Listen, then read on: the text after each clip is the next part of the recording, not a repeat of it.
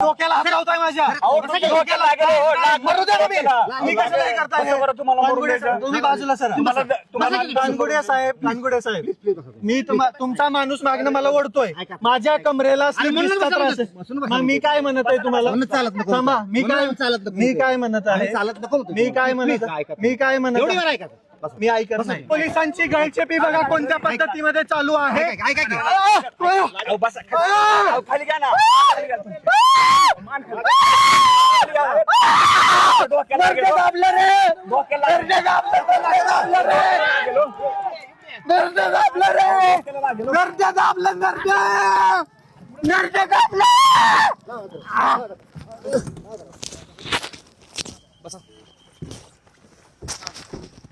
आता शांत बसला काय?